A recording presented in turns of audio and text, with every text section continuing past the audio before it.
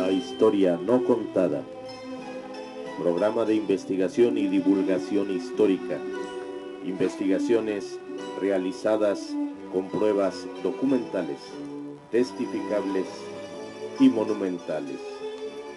La historia que no está escrita en los libros oficiales. La historia no contada. Bienvenidos. Amigos, amigas, gracias por el favor de su atención en una emisión más de La Historia No Contada. El día de hoy quiero presentarles un libro extraordinario, un librito diríamos, porque es muy pequeño, es tamaño esquela, por decirlo así, en forma italiana, pero es un libro que data de 1979, o sea, ya tiene un poquito más de 40 años. Y bueno, esto lo hace la Fábrica de Cartón y Papel de México, SADCB. Es una edición especial, es una edición que, que lo hacen especialmente con los debidos agradecimientos por, por la información que aquí se mueve. Este librito puede servirle a las personas interesadas, sobre todo en una tesis de grado, sobre todo en una situación de pedagógica. ¿Por qué? Porque se llama así, un catecismo náhuatl en imágenes. Y quien hace los dibujos y quien hace la traducción del náhuatl es el maestro Miguel León Portilla. De estos libritos que lo hace esta fábrica de cartón y papel, nada más se hacen 4,000 ejemplares usando desde papel a mate, porque la funda, su forro, que está un poquito, está en muy buen estado de conservación, se los voy a enseñar, miren, es este. Todo está forrado en papel a mate. Aquí tiene algunos detallitos nada más en lo que es el canto. Pero este es un catecismo en náhuatl, es el primero que yo he visto que es un códice donde precisamente el maestro Miguel León Portilla hace una investigación y de lo que se ve aquí menciona obviamente de los trabajos de los grandes frailes como Fray Bernardino de Sahagún, como el jesuita Josep de Acosta, eh, todos ellos los que llegan posteriormente de la llegada de Cortés aquí a la Nueva España, Fray Diego Durán, en sí existe el Códice Durán, Jacobo de Testera, todos estos frailes que llegan aquí, vamos a llamarlo así, a México, y empiezan a evangelizar. ¿Cómo empiezan a evangelizar a un pueblo que era politeísta, hacerlo creer en un solo Dios? Bueno, pues empiezan a evangelizarlos y empiezan a explicarles qué es la Trinidad, cómo es un Dios en tres, un Dios en uno repartido en tres, con tres diferentes personas. Y aquí les enseño cómo es esta traducción del códice. Este es el códice. Si ustedes alcanzan a ver las figuras son precisamente, pues así, muy, muy cercanas, sabiendo lo que es un catecismo, muy cercanas a que, bueno, la carita con sus rayitos iluminados, bueno, pues ese es Cristo, la palomita con una aureola en forma de cruz que está, bueno, pues es el Espíritu Santo. Entonces, después vienen los dibujos de las imágenes y las traducciones de lo que es. Entonces, por ejemplo, aquí dice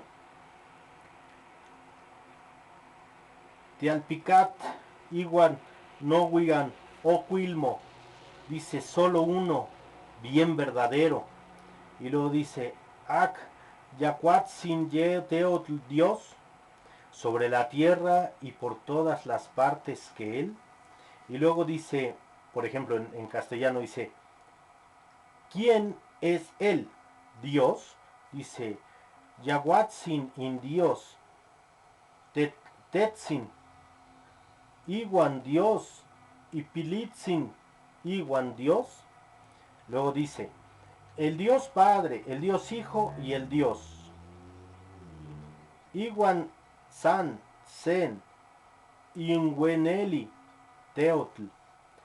Y solo un Dios, bien verdadero Dios. Y va representando, por ejemplo, lo que les decía, esta figura que está aquí abajo, que sería el Espíritu Santo. Entonces, este librito que nada más se hacen 4,000, si yo les contara cuántas veces me lo han querido comprar y me han ofrecido buenas cantidades.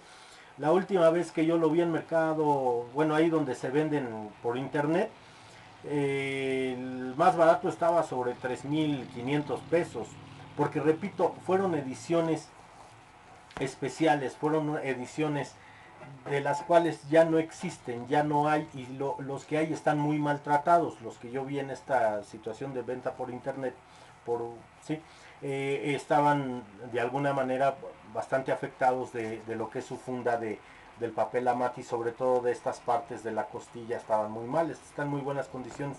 Yo no me pregunten cómo lo conseguí, pero lo tengo y también pagué una cantidad no barata y bueno, yo lo quise compartir hoy con ustedes porque precisamente hablando de esto, de cómo es la evangelización, hemos hablado ya de la Inquisición, hemos hablado de Torquemada, hemos hablado de Fray Juan de Zumárraga y Fray Juan de Zumárraga en su labor como inquisidor aquí en la Nueva España y todos los demás que vienen, aunque no querían ser inquisidores, tenían que llegar los arzobispos como Monteúfar, quien sucede a Zumárraga, tenían que llegar con ese nombramiento de España, porque tenían que venir a poner orden y a regular y a consensuar y a consensar también a los españoles, a los blasfemos, a los... ya habíamos hablado de la blasfemia más grande en la Nueva España en la época colonial de los soldados españoles, que era el juego. Pero en el juego ofendían a Dios porque se apostaban y decían, pese a Dios perdí o pese a Dios gané, ¿no? O sea, todavía teniendo a Dios presente para bien o para mal, perdí o gané. Entonces, eso lo tomaban como una blasfemia ante Dios o hacia Dios. Entonces, imagínense a los pobres indígenas estar escuchando esto y estarles manifestando de un Dios bueno que murió por ellos en una cruz, que dio su vida para su salvación y que no debes de matar ni hacerte justicia por propia mano.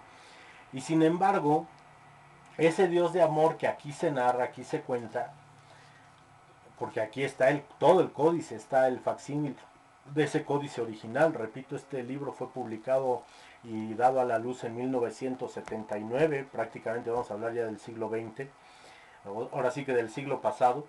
Bueno, pues veían que los españoles no lo cumplían, ¿no? Entonces por eso se refugian con los frailes, que muchos de ellos tuvieron que ver con ellos en la cuestión de su defensa ante los tribunales y su defensa ante las injusticias que los españoles, muchos de ellos mercenarios, iban a cometer ante ellos para quedarse con sus riquezas o para quedarse con bueno, hasta con las hijas, quedarse con, con sus bienes. Este es un catecismo prácticamente del siglo XVI, que es donde está fechado. Siglo XVI, estamos hablando todavía de 1500 y fracción, donde, bueno, pues está muy bien investigado y donde hace todo este trabajo el maestro Miguel León Portilla. Y hay otro libro que ese sí está prohibido. Yo alguna vez lo vi en una tienda aquí en México, de esas que le llaman de pulgas, y me llamó muchísimo la impresión porque era precisamente estaba atribuido a Fray Bernardino de Sahagún, pero él había hecho, recuerden que antes los frailes, hoy ya no tanto en día, eran muy cultos, sabían música, sabían obviamente latín, teología, filosofía, algunos eran arquitectos, algunos eran médicos, algunos eran... Entonces, Fray Bernardino de Sahagún tenía la gracia de dibujar bastante bien. Y igual Fray Pedro de Gante.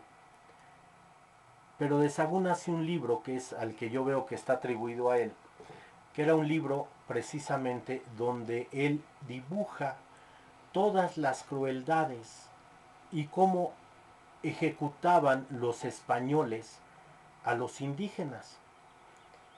Y lo que yo me dejaron ver porque querían un avalúo, querían mi opinión, pues fue impresionante el ver, así se los narro, cómo lanzaban a los bebés a los perros vivos, a los niños, a los bebés mexicas, vivos, y los despedazaban, porque los perros tenían hambre.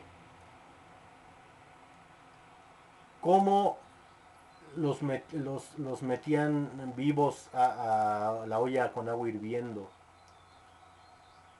O sea, situaciones que ese libro yo cuando lo vi di mi dictamen y después se me retiró.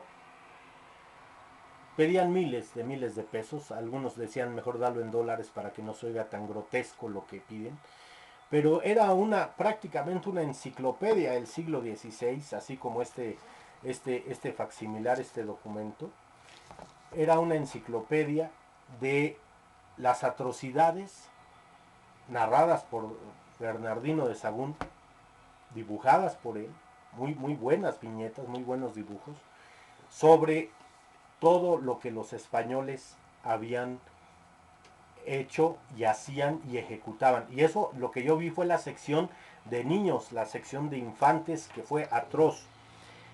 Llegué a ver algunos para homosexuales, llegué a ver otra sección que era para reos políticos.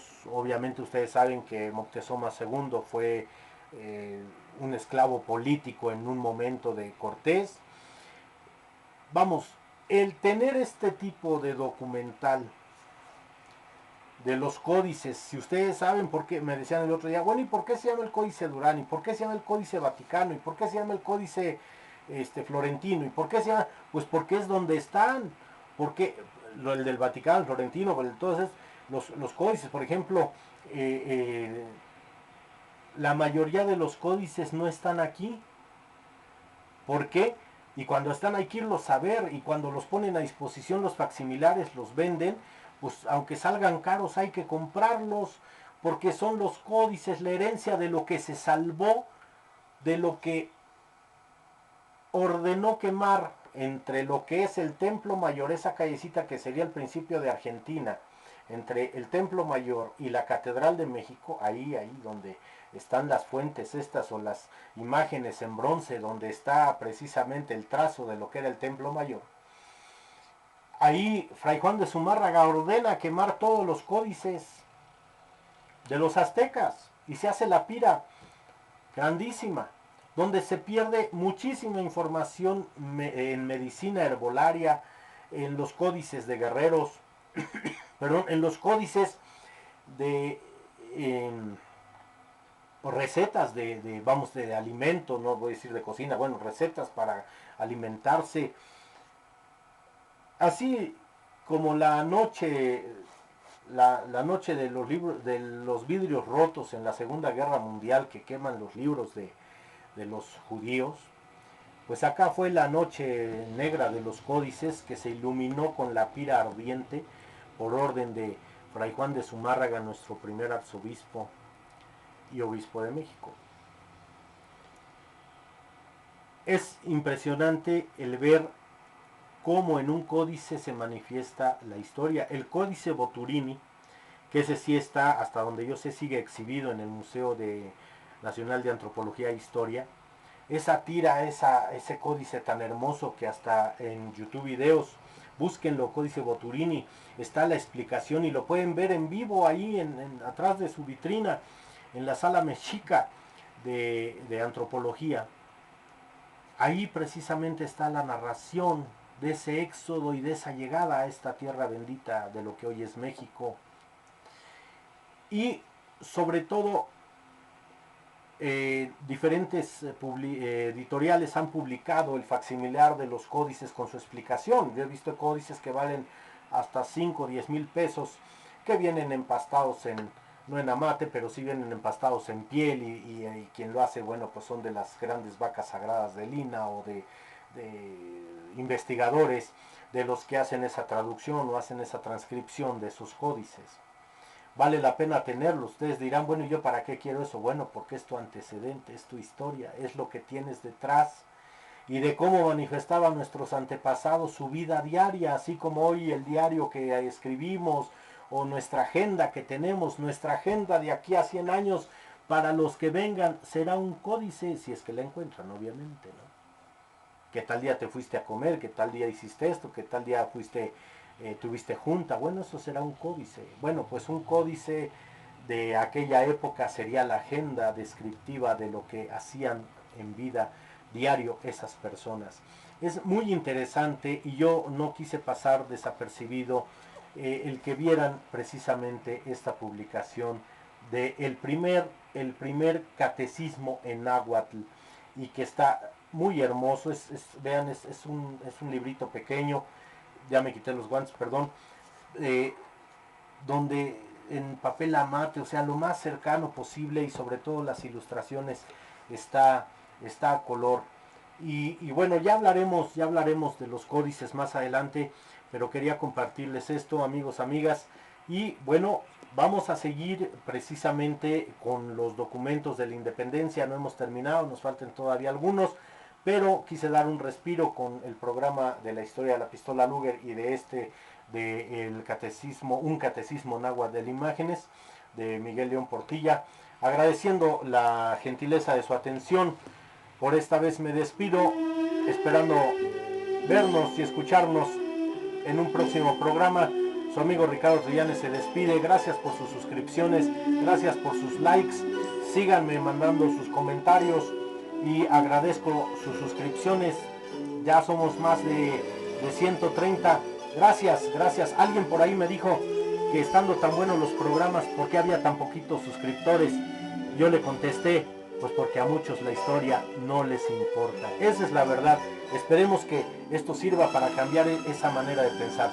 Gracias, nos vemos hasta la próxima.